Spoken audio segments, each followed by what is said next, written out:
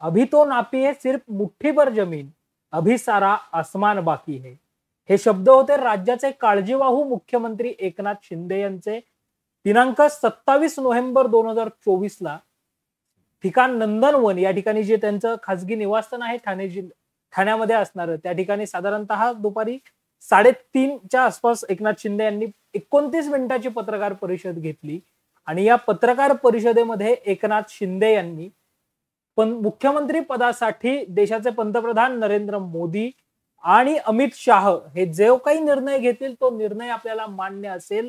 ज्या पद्धतीने भारतीय जनता पक्षाला पंतप्रधान नरेंद्र मोदी आणि अमित शहा यांनी घेतलेला निर्णय मान्य असतो, त्याप्रमाणे एनडीएचे घटक पक्ष म्हणून, एनडीएचे प्रमुख म्हणून हे दोन नेते जे निर्णय घेतील तो आम्हा सर्व घटक पक्षांना मान्य असेल असं एकनाथ शिंदे म्हणाल्याचं पाहायला मिळालं.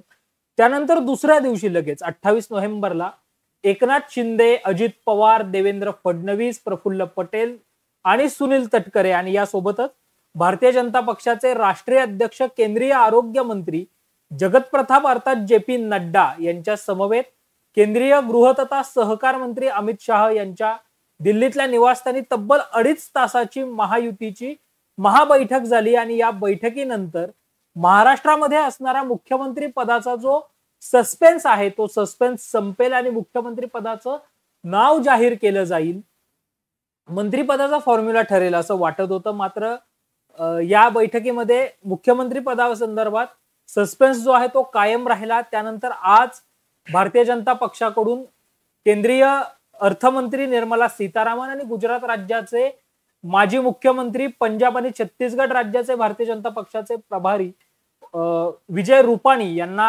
महाराष्ट्रामध्ये निरीक्षक म्हणून नेमण्यात आलेलं आहे. आणि हे दोन नेते जे आहेत ते आता 4 डिसेंबरला सकाळी 10 वाजता विधानसभेतलं जो सेंट्रल हॉल आहे त्या सेंट्रल हॉलमध्ये भाजपाच्या विधिमंडळ गटनेते पदाची निवड करणार आहेत. आणि महाराष्ट्राला नवा मुख्यमंत्री कोण हे आपल्याला या दिवशी समजताना पाहायला मिळणार आहे. एकंदरीत जर आपण या निकाल लागल्यापासून ते आजच्या तारखेपर्यंत पाहिलं तर महाराष्ट्राच्या राजकारणाच्या केंद्रस्थानी एकनाथ शिंदे हे नाव आल्याचं पाहायला मिळतंय. मग महायुतीची बैठक असेल, या बैठकीनंतर एकनाथ शिंदेंनी मुंबईमध्ये होणारी महायुतीची बैठक रद्द करून थेट आपल्या सातारा जिल्ह्यातल्या दरे गावी जाणं असेल किंवा गृहमंत्री पदासंदर्भात शिवसेनेचा असणारा आग्रह असेल, यामुळे राज्याच्या राजकीय वर्तुळात कुठेतरी एकनाथराव शिंदे हे प्रेशर पॉलिटिक्स खेळतायत किंवा प्रेशर पॉलिटिक्स करतायत अशी चर्चा आता सुरू झाल्याचं पाहायला मिळत आहे. आणि दरम्यान आपला आजचा या प्राईम टाइम लाईव्हचा विषय देखील तोच आहे की एकनाथ शिंदेचं प्रेशर पॉलिटिक्स नेमकं काय साध्य करणार. आणि या लाईव्ह कार्यक्रमामध्ये, या चर्चेमध्ये माझ्या सोबत आहे माझा सहकारी राजरत्न जोंधळे. राजरत्न, 27 नोव्हेंबरला जी एकनाथ शिंदेंनी पत्रकार परिषद घेतली त्या पत्रकार परिषदेमध्ये CM is a not chief minister, CM is a common man असं ते म्हणाल्याचं पाहायला मिळाले. आणि त्यांच्याच ठाण्यातल्या घराबाहेर कॉमन मॅन असे फ्लेक्स देखील लागल्याचं पाहायला मिळाले. त्यानंतरचा संपूर्ण घटनाक्रम जर आपण पाहिला तर राज्याच्या राजकारणाच्या केंद्रस्थानी एकनाथ शिंदे नाव आल्याचं पाहायला मिळतं. संकेत, निश्चितपणे आपण पाहतोय की 20 तारखेला विधानसभेसाठी मतदानाची प्रक्रिया पार पडली. 23 तारखेला निकाल आले आणि महायुतीला राज्यातील जनतेनं अगदी स्पष्ट बहुमत दिलं. महायुतीने तब्बल 233 जागांवरती विजय मिळवला. त्यानंतर लागलीच 2 ते 3 दिवसामध्ये राज्यामध्ये महायुतीचं सरकार स्थापन होईल असं वाटत असतानाच आपण पाहतोय की एकनाथ शिंदे हे कुठेतरी मुख्यमंत्री पदासाठी आग्रही असल्याच्या बातम्या पुढे आल्या. एकनाथ शिंदे यांच्या आमदारांनी सांगितलं की एकनाथ शिंदे यांना मुख्यमंत्री करावं कारण एकनाथ शिंदे यांच्या नेतृत्वामध्ये निवडणुका लढवल्या गेलेल्या आहेत अशी बरीच चर्चा झाली. त्यानंतर जसं तू सांगितलंस की 27 तारखेला एकनाथ शिंदे यांचं जे खासगी निवासस्थान आहे ठाण्यातील नंदनवन या ठिकाणी एकनाथ शिंदे यांनी पत्रकार परिषद घेतली आणि अमित शहा आणि पंतप्रधान नरेंद्र मोदी म्हणतील ती गोष्ट आम्हाला मान्य असेल, ती आम्हाला बंधनकारक असेल असं त्यांनी स्पष्ट केलं. आणि त्यानंतर अगदीच आपण पाहिलं तर ते मुंबई अर्थात दिल्लीमध्ये, नवी दिल्लीमध्ये त्यांनी देशाचे केंद्रीय गृहमंत्री असणारे अमित शहा यांची भेट घेतली. आणि या भेटीमध्ये अगदी स्पष्ट झालं होतं की भारतीय जनता पक्षाला सर्वाधिक राज्यामध्ये जागा मिळालेल्या आहेत, भारतीय जनता पक्षाचे सर्वाधिक आमदार हे राज्यामध्ये निवडून आलेले आहेत, त्यामुळे भारतीय जनता पक्षाचाच मुख्यमंत्री होईल ही गोष्ट अगदी स्पष्ट झालेली होती. त्यानंतर राज्यामध्ये महायुतीच्या आमदारांच्या बैठकी असतील त्या बैठकी रद्द करून थेटपणे एकनाथ शिंदे हे त्यांचं मूळ जे गाव आहे साताऱ्यातील दरेगाव, त्या दरेगावामध्ये गेल्याचं पाहायला मिळालं. त्यानंतर एकनाथ शिंदे आजारी पडले. आजारी पडल्याच्या नंतर सुद्धा राजकीय वर्तुळात बातम्या येत होत्या की एकनाथ शिंदे कुठेतरी अस्वस्थ आहेत. एकनाथ शिंदे यांचं अस्वस्थ असण्यामागचं नेमकं कारण काय? तर एकनाथ शिंदे हे मुख्यमंत्री पदासाठी आग्रही होते. जर आम्हाला मुख्यमंत्री पद मिळणार नसेल तर आम्हाला गृहमंत्री पद दिलं जावं, त्याचबरोबर सार्वजनिक बांधकाम मंत्रीपद दिलं जावं आणि त्याचबरोबर विधानसभेचं अध्यक्षपद दिलं जावं, विधान परिषदेचं सभापती पद आणि विधान परिषदेचं सभापती पद सुद्धा दिलं जावं, अशी मागणी एकनाथ शिंदे यांनी केलेली आपल्याला पाहायला मिळाली. तर दुसऱ्या बाजूला जर आपण पाहिलं तर महायुतीचे घटक पक्ष असणाऱ्या राष्ट्रवादी काँग्रेस अजित पवार गटाने थेटपणे अजित पवारांनी एक वेळा सोडून 2 वेळा असं विधान केलेलं आहे की भारतीय जनता पक्षाच्या सर्वाधिक जागा निवडून आलेल्या आहेत, त्यामुळे भारतीय जनता पक्षाचाच मुख्यमंत्री होणार हे अगदी स्पष्ट आहे, असं अजित पवार यांनी सांगितलं. तरी सुद्धा एकनाथ शिंदे कुठेतरी एका बाजूला आजारी आहेत, त्याबरोबर त्यांच्याकडून अशी स्पष्टोक्ती येत नाही. आज सुद्धा आपण पाहिलं तर एकनाथ शिंदे असं म्हणाले की माझ्या नेतृत्वामध्ये निवडणुका लढवल्या गेल्या, त्यामुळे जनतेला वाटतं की मी मुख्यमंत्री व्हावं, असं सुद्धा एकनाथ शिंदे यांनी बोलून दाखवल्याचंही आपल्याला पाहायला मिळालेलं आहे. आणि त्यामुळे कुठेतरी अजूनही मुख्यमंत्री पदाचा सस्पेन्स कायम आहे. परंतु 2 दिवसांपूर्वी भाजपाचे प्रदेशाध्यक्ष असणारे चंद्रशेखर बावनकुळे यांनी स्पष्ट सांगितलं की 5 तारखेला सायंकाळी 5 वाजता मुंबईतील आझाद मैदानावर नव्या सरकारचा शपथविधी कार्यक्रम आयोजित केलेला आहे. परंतु अजूनही तो सस्पेन्स कायम आहे की मुख्यमंत्री पदाची शपथ कोण घेईल. आणि अर्थात 4 तारखेला अर्थात सकाळी 10 वाजता जे आहे ती निर्मला सीतारामन आणि विजय रुपानी हे यांची जी निरीक्षक म्हणून नियुक्ती केलेली आहे भारतीय जनता पक्षाची, त्यांच्या अध्यक्षतेखाली जी आहे ते भारतीय जनता पक्षाच्या आमदारांची बैठक होईल. आणि त्या बैठकीमध्ये विधिमंडळाचा गटनेता अर्थात जो की महाराष्ट्राचा मुख्यमंत्री असेल, कारण भारतीय जनता पक्षाच्या सर्वाधिक जागा निवडून आल्यामुळे विधिमंडळाचा भारतीय जनता पक्षाचा विधिमंडळाचा गटनेता हाच मुख्यमंत्री पदाचा उमेदवार असणार आहे. आणि त्यामुळे ही सध्या जी 4 तारखेला मुख्यमंत्री पदाचा उमेदवारही जाहीर होईल नाही. दुसऱ्या बाजूला जर आपण पाहिलं संकेत की गृहमंत्री पद हे आपल्याला दिलं जावं, यासाठी एकनाथ शिंदे यासाठी आग्रही आहेत, कारण गृहमंत्री पदाच्या आडून राजकारण करतायत आणि आपल्या पक्षाचं महत्व हे राज्याच्या राजकारणामध्ये अधिकाधिक राहावं, यासाठी गृहमंत्री पदासाठी एकनाथ शिंदे अत्यंत आग्रही आहेत. या पुढचा जर 1995च्या आधीचा जर आपण इतिहास पाहिला तर शरद पवार यांनी एक वेळ जे आहे काही दिवसांसाठी गृहमंत्री पद हे पद्मसिंह पाटील यांना दिलेलं होतं. आणि त्यानंतर 1995 मध्ये राज्यामध्ये जे सत्तांतर झालं, शिवसेना आणि भारतीय जनता पक्षाचं सरकार आलं, अर्थात त्यावेळेस अपक्षांच्या मदतीनं सरकार स्थापनही झालं. परंतु त्यावेळीची जर आपण एकंदरीत जर बेरीज बघितली संकेत, तर भारतीय जनता पक्षाच्या जर जागा आपण पाहिल्या तर 65 जागा 1995 मध्ये निवडून आलेल्या होत्या. शिवसेनेच्या 73 जागा ह्या निवडून आल्याचं आपल्याला पाहायला मिळालेलं होतं. आणि एकंदरीत जर त्यांच्या दोघांची जर बेरीज केली तर 138 ही त्यांची बेरीज आलेली होती त्यावेळी. तर त्यांना जेमतेम 7 अपक्षांच्या मदतीनं आणि 7 छोट्या पक्षांच्या एक आमदारांच्या मदतीनं त्यांनी सरकार स्थापन केलं. त्यावेळी जर आपण पाहिलं तर भारतीय जनता पक्षाची बार्गेनिंग पॉवर अधिक होती, कारण भारतीय जनता पक्षाने जर शिवसेनेला पाठिंबा दिलाच नसता तर महायुतीचं त्यावेळीचं युतीचं सरकार हे अस्तित्वातच आलं नव्हतं. तेव्हापासून पायंडा एक वहिवाट पडलेली आहे की गृहमंत्री पद हे सहयोगी पक्षाला दिलं जातं. आणि तेव्हा आपण पाहिलं की उपमुख्यमंत्री पद आणि अर्थातच गृहमंत्री पद हे गोपीनाथ मुंडे यांना देण्यात आलं. 1999 साली आपण पाहिलं की विलासराव देशमुख हे मुख्यमंत्री झाले आणि गृहमंत्री पद हे आर पाटील यांना देण्यात आलेलं होतं. त्यानंतर आपण पाहिलं की छगन भुजबळ यांना गृहमंत्री पद देण्यात आलं. त्यानंतर जयंत पाटील यांना गृहमंत्री पद देण्यात आलं, कारण सहयोगी पक्षाचे जे आमदार आहेत सहयोगी त्यांनाही गृहमंत्री पद दिलं गेलं. परंतु 2014च्या निवडणुका आपण पाहिल्या तर सर्वच पक्षांनी स्वतंत्रपणे निवडणुका लढवल्या आणि त्या निवडणुकीमध्ये भारतीय जनता पक्षाला सर्वाधिक 122 जागा मिळालेल्या होत्या. आणि त्यावेळी राष्ट्रवादी काँग्रेस एकसंध शरद पवारांच्या राष्ट्रवादी काँग्रेस पक्षाने बिनशर्त भारतीय जनता पक्षाला पाठिंबा दिला आणि त्यामुळे त्यावेळी शिवसेनेची बार्गेनिंग पॉवर कमी झाली. आणि त्यावेळी 2014 मध्ये उद्धव ठाकरेंची शिवसेना अर्थात नाराज होती, त्यांनी डिसेंबरमध्ये सरकारमध्ये सहभागी झाले. सरकारमध्ये सहभागी झाल्याच्या नंतर अगोदर एकनाथ शिंदे हेच राज्याचे विरोधी पक्ष नेते झाले होते आणि शिवसेनेकडनं विरोधी पक्ष नेते पदावर दावा करण्यात आला होता. निश्चितपणे त्यावेळी आधी आपण पाहिलं तर शिवसेनेकडून विरोधी पक्ष नेते पदावरती दावा करण्यात आला. त्यानंतर डिसेंबरमध्ये शिवसेना ही सरकारमध्ये सहभागी झाली. देवेंद्र फडणवीस यांच्या सरकारला शिवसेनेने पाठिंबा दिला आणि तेव्हा सुद्धा आपण पाहिलं तर त्यांना महत्वाची खाती ही दिल्या गेल्या नव्हती. आपण वारंवार त्यावेळी असणाऱ्या शिवसेनेच्या नेत्यांची नाराजी आपण पाहिली. कल्याणमधल्या जाहीर सभेमध्ये याच एकनाथ शिंदेनी जाहीरपणे उद्धव ठाकरेंच्या उपस्थितीमध्ये असं सांगितलं होतं की आम्हाला या सरकारमध्ये महत्व दिलं जात नाही, त्यामुळे आम्ही खिशात राजीनामे घेऊन फिरतोय. आणि त्यावेळी त्यांनी थेटपणे उद्धव ठाकरे यांच्याकडे मंत्रिपदाचा राजीनामा सुद्धा सोपवला होता. आणि त्यामुळे जर राज्याच्या राजकारणात जर टिकायचं असेल, शिंदेंना मुख्यमंत्री पद जरी दिलं जात नसेल तर त्यांना गृहमंत्री पद हवंय, कारण त्यांना राज्याच्या राजकारणात टिकून राहायचंय आणि राज्यातलं राजकारण करायचंय. आणि दुसऱ्या बाजूला आपण पाहतोय की अजित पवार हे कुठंतरी आता भारतीय जनता पक्षाच्या जवळ जाताना पाहायला मिळतात, कारण ते वारंवार म्हणतात की भारतीय जनता पक्षाच्या सर्वाधिक आमदार निवडून आले, त्यामुळे त्यांचा क्लेम मुख्यमंत्री पदावरती असणारच आहे. त्यामुळे कुठेतरी शिंदेची बार्गेनिंग पॉवर कमी होती आणि कुठेतरी अजित पवार हे भारतीय जनता पक्षाच्या जवळ चालल्याचं आपल्याला पाहायला मिळतं. हे झालं राज्याच्या बाबतीमध्ये.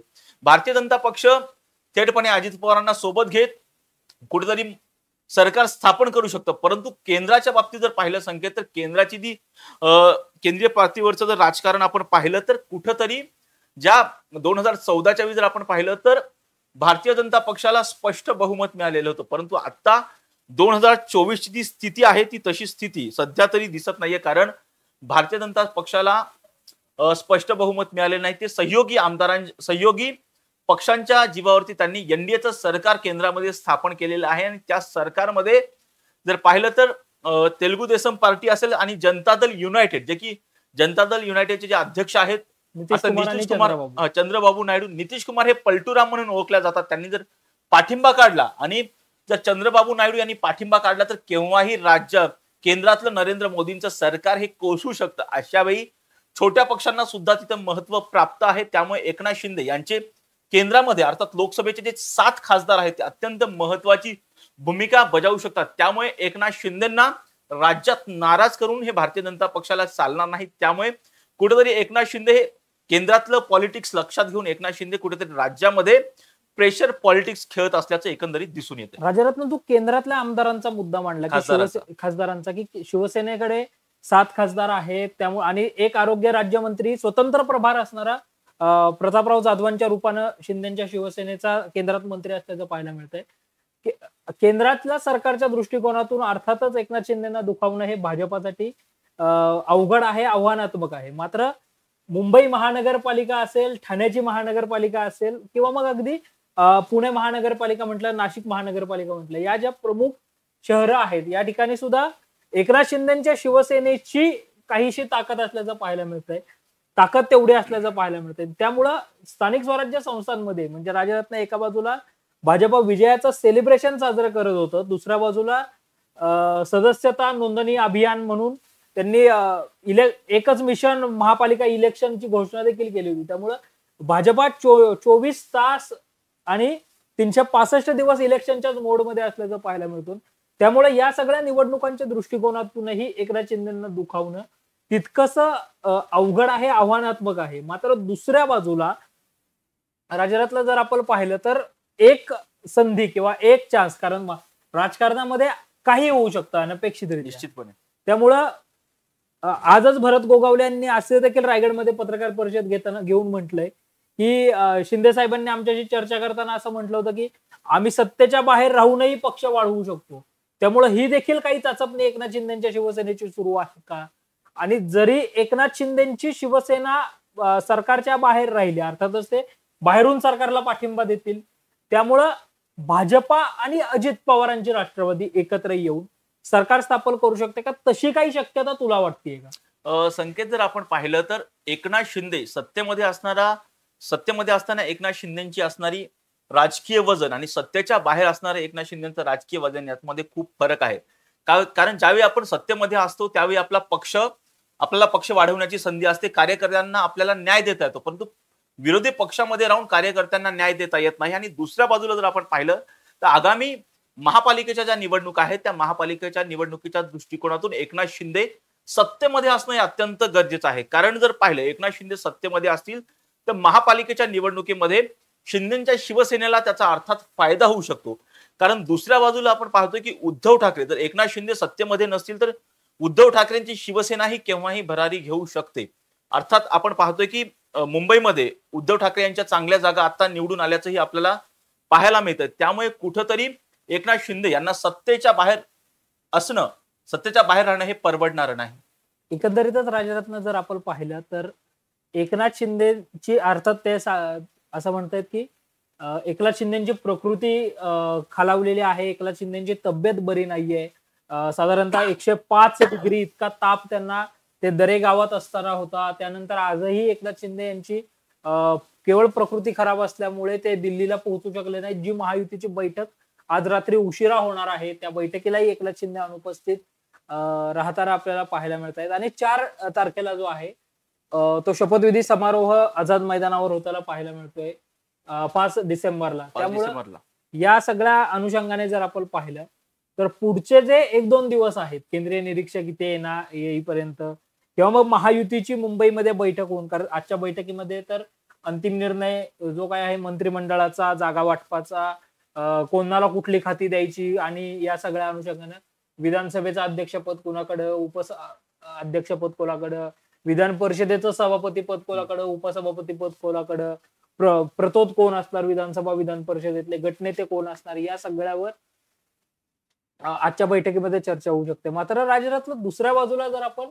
आता भाजपाच्या बाजूने गेलो तर जिथं जिथं 72 तास किंवा त्याहून अधिक कालावधी लागलाय गटनेता निवडायला, त्या ठिकाणी भाजपा धक्कातंत्राचा वापर करतं आणि नव्या चेहऱ्याला संधी देतं. कालच एका मोठ्या वृत्तसंस्थेनं, अर्थात पीटीआय ही जी वृत्तसंस्था आहे त्या वृत्तसंस्थेनं एका भाजपाच्या ज्येष्ठ नेत्याच्या हवाल्यानं असं सांगितलं होतं की देवेंद्र फडणवीस यांचं नाव जे आहे ते मुख्यमंत्री पदासाठी निश्चित झालेलं आहे. त्या अनुषंगानेही चर्चा जी आहे ती होताना आपल्याला पाहायला मिळते. तर असं काही धक्कातंत्राचा वापर राज्यात होऊ शकतो?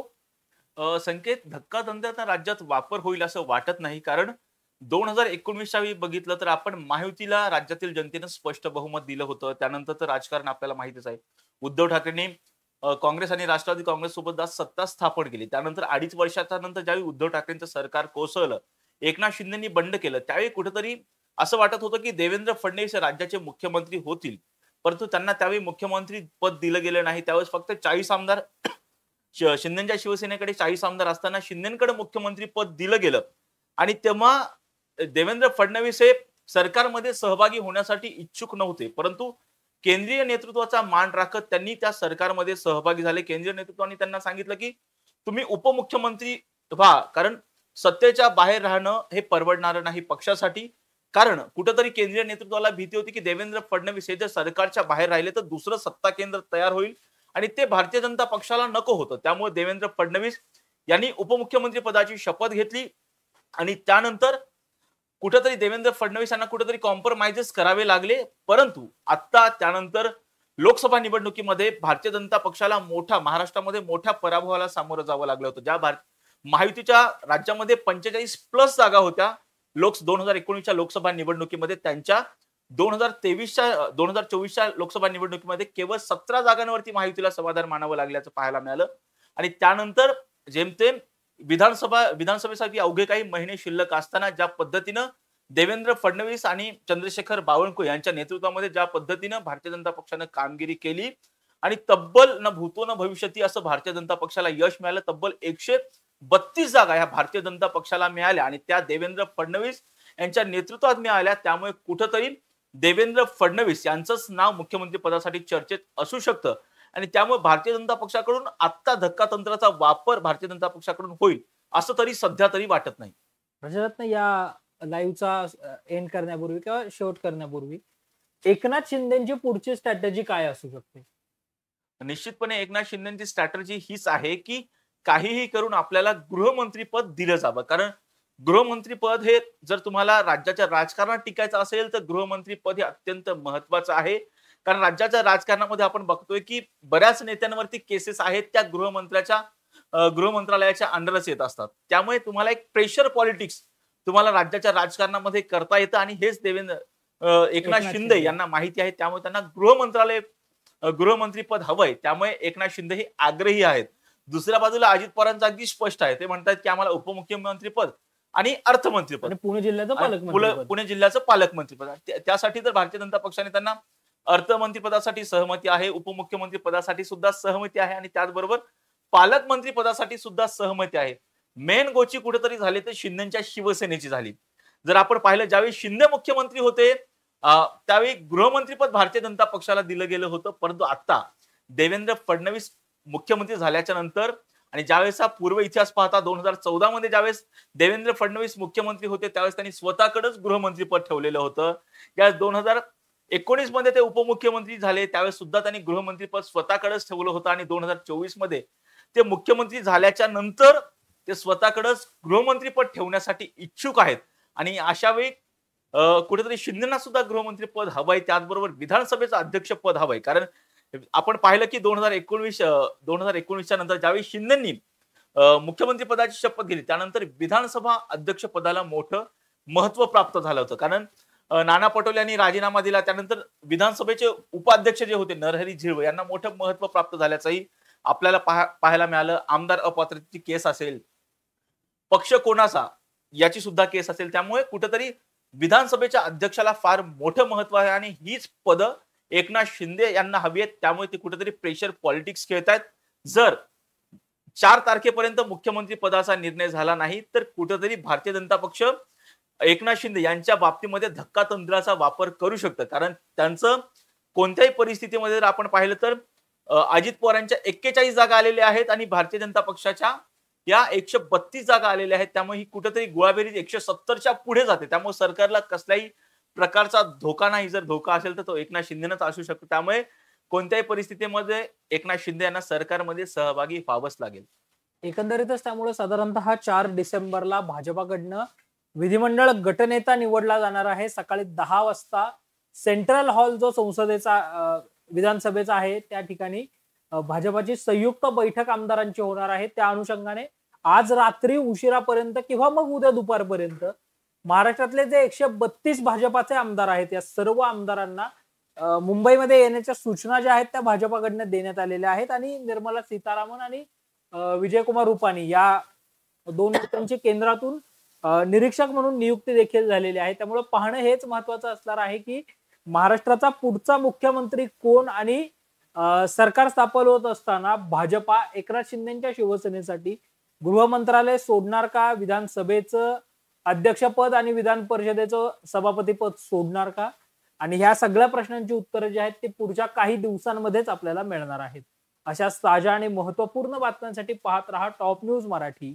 आपला महाराष्ट्र आपली बातमी.